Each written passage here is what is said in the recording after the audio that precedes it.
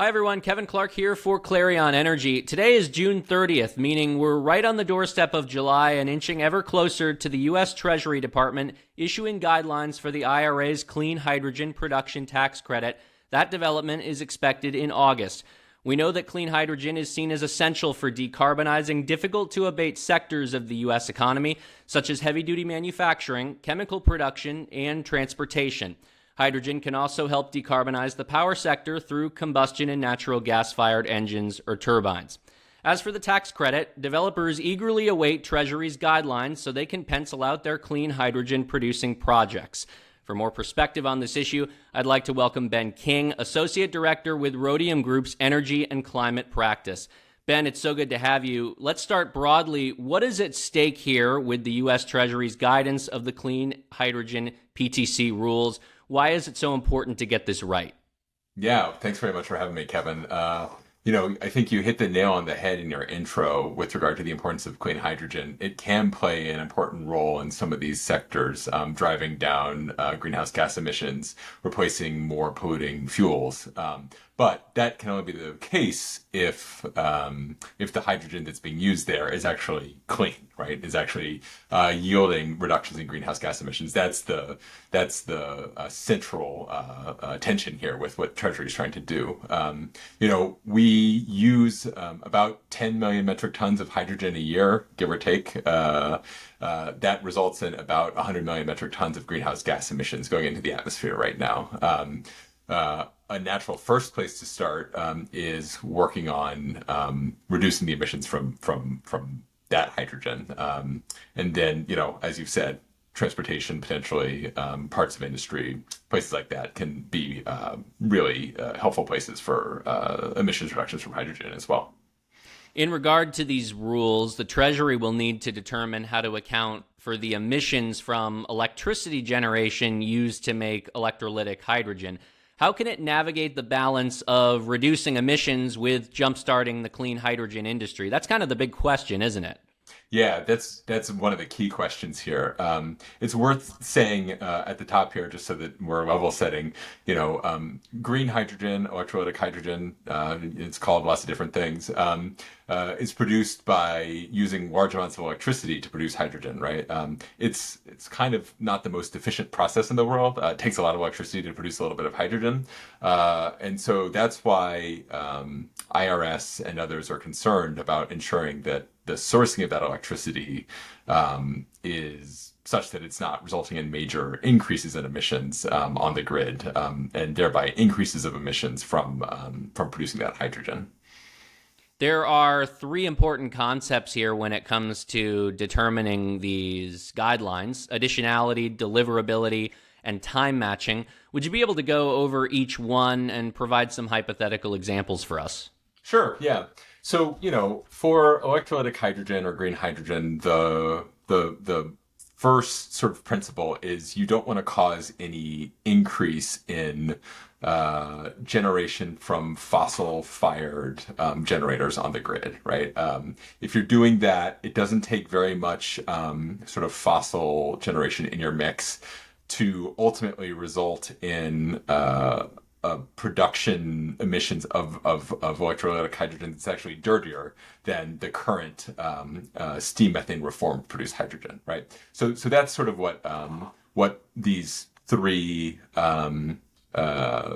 pillars, they're often referred to, is meant to address, trying to hold down the amount of fossil generation that's maybe dialed up because of hydrogen production. So additionality is the notion that you want to be sourcing your clean electrons from new projects, right?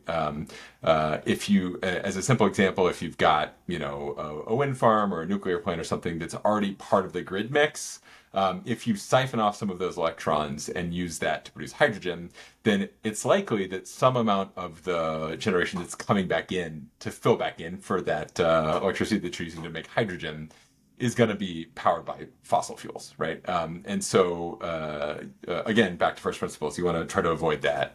An additionality component is one of the three pillars. The second is deliverability or sort of regional matching. In that case, Again, to a simplified example, imagine that you're buying electrons or renewable energy credits from a wind farm in West Texas, but you've got an electrolyzer sited in, New York State or Washington State or wherever, right? You've got fundamentally like different emissions profiles of electricity generation in those different places, there's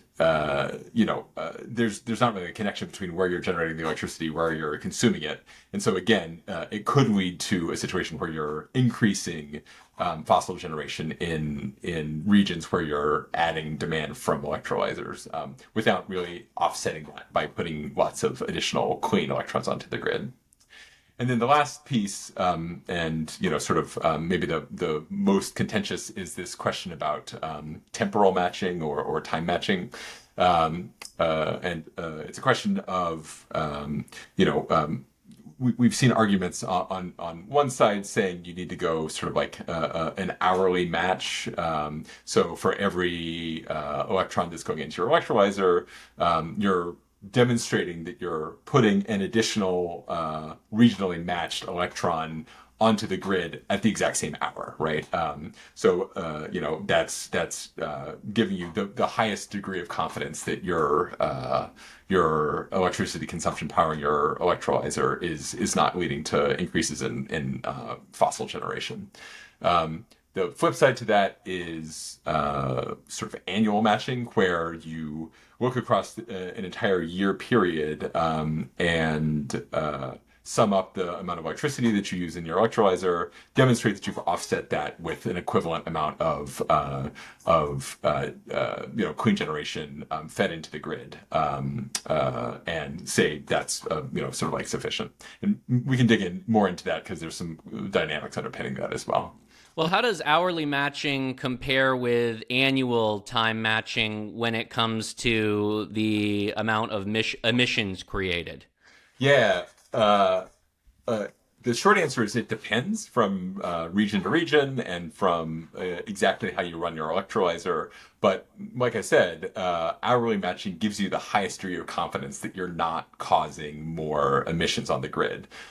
Take, again, simplified example here, but if you were just powering your electrolyzer with solar, which you probably wouldn't do, but if you were to do that, you're definitely not getting any electrons from that solar when the sun's not shining, right?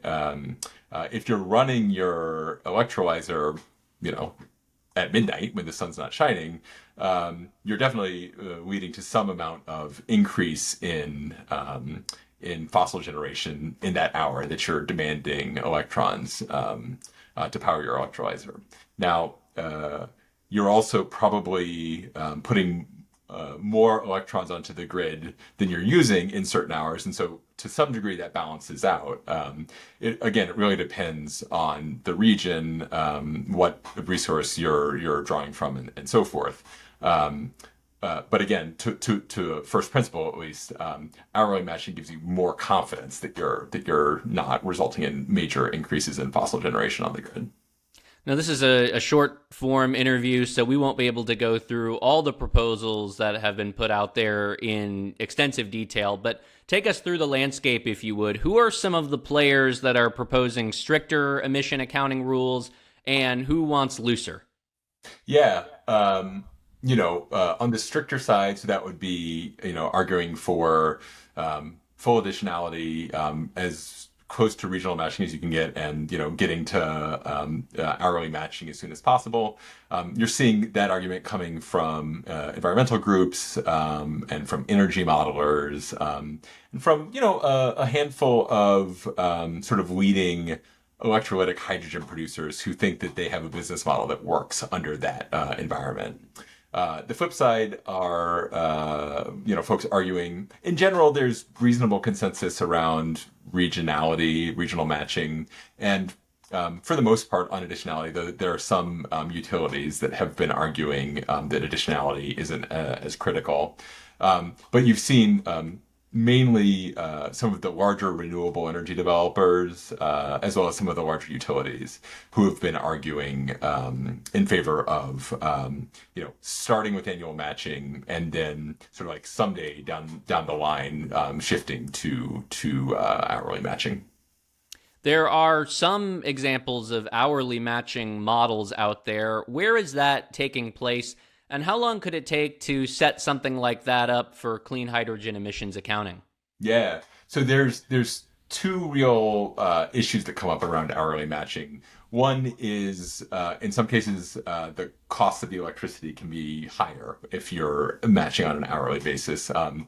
That cost can be defrayed with a number of different techniques, including overbuilding your wind and solar, selling excess electricity back to the grid, and so forth.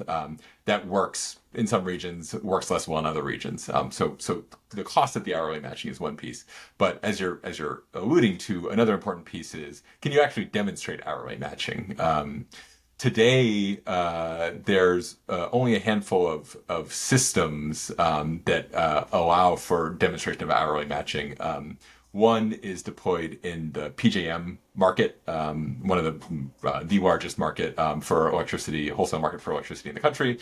As of March this year, they started to sort of like timestamp their generation so that you could demonstrate that your wind or your solar or whatever was coming in a given hour. Beyond that, there's a voluntary tracking system called MRETS that has also been allowing for hourly timestamping of generation.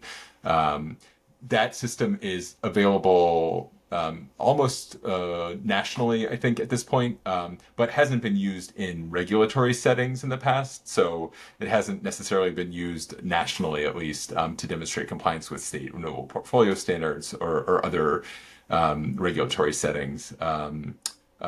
So the technology is there, right? It's not that complicated to timestamp your generation. It's really just a question of like, turning that switch on, right? And giving investors and regulators some degree of confidence in that system. Understanding how that system works. Ben, how is Europe accounting for hydrogen life cycle emissions, and could that be a model for us here in the United States? Yeah, so just last week, or maybe the week before, Europe formally adopted what are called the delegated acts that have to do with renewable hydrogen production. As part of that, at least on the question of time matching, they start with a monthly matching approach, so a little bit more temporarily resolved than an annual matching approach, and then transition by 2030 to a requirement for hourly matching, with the option for some European member states to opt to do that more quickly. There's also rules around certain regions in Europe where the electricity is particularly low emitting because there's lots of hydropower or lots of nuclear. Those areas are sort of like given the green light to say we're producing renewable hydrogen if you produce in this region. Europe's an interesting example as well because as opposed to the U.S., Europe has a cap and trade system in place, the EU emissions trading system. The thing that we worry about here in the U.S. is a big growth of electrolyzers leading to lots of demand for electricity. That electricity not doing as good a job demonstrating its cleanliness, and then you therefore see a big boom in power sector emissions from that electrolytic hydrogen production. Because the EU has a cap and trade system in place, that puts a little bit of a ceiling on just how much emissions could increase there. But it certainly gives an interesting example for one pathway that could be pursued. In particular, that phase in to the temporal matching. It certainly is difficult to predict exactly how this will shake out come August or when Treasury releases this guidance, but is there any consensus among the proposals from the different groups we've seen so far regarding this guidance and what it might look like? It's been a surprisingly contentious debate. For the nuances of tax law, it's been quite interesting.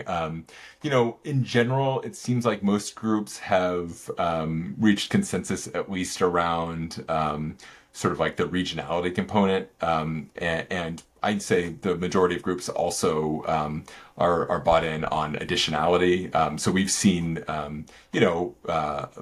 major renewable developers, but also renewable trade groups, and obviously the environmental groups and energy modeler types, all in agreement on those issues. So I think the real question is going to be,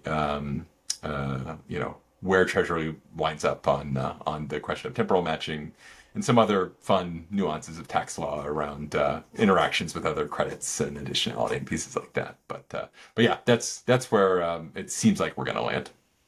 That is Ben King, who is Associate Director with Rhodium Group's Energy and Climate Practice. Ben, thanks so much for your time today. Thanks, Kevin.